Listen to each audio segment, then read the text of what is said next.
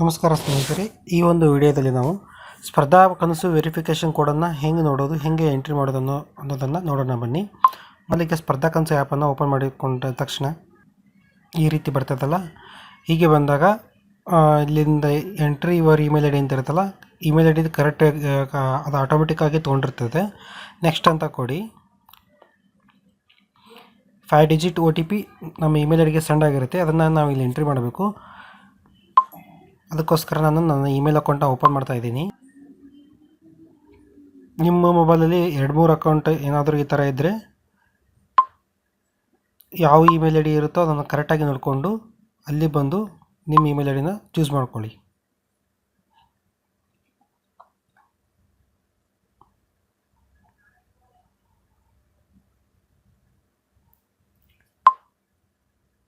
ಹಿಂಗೆ ರಿಫ್ರೆಶ್ ಮಾಡಿರಿ, ಅಂದರೆ ಫಸ್ಟಿಗೆ ಬರುತ್ತೆ ಅದು.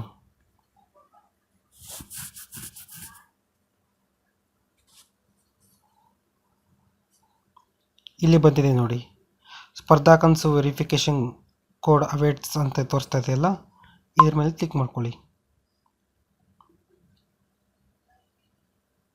ರೀಸೆಂಟಾಗಿ ಯಾವ್ದು ಬಂದಿರುತ್ತೋ ಅದನ್ನು ಮಾತ್ರ ಎಂಟ್ರಿ ಮಾಡಬೇಕು, ತಪ್ಪಿಲ್ಲದ ಹಾಗೆ ಎಂಟ್ರಿ ಮಾಡಬೇಕು.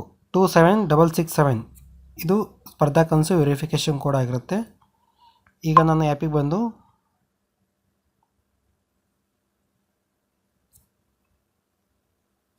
ಟೂ 7667 ಎಂಟ್ರಿ ಮಾಡ್ತೀನಿ. ಆಟೋಮೆಟಿಕ್ ಆಗಿತ್ತು ಅಂತೂ ಇಮೇಲ್ ವೆರಿಫೈಡ್ ಸಕ್ಸಸ್ಫುಲಿ ಅಂತ ಬಂದಿದೆ. ಹೀಗೆ ನೀವು ಸ್ಪರ್ಧಾ ಕನಸು ವೆರಿಫಿಕೇಷನ್ ಕೋಡನ್ನು ಎಂಟ್ರಿ ಮಾಡಬೇಕಾಗಿರುತ್ತೆ. ಧನ್ಯವಾದಗಳು.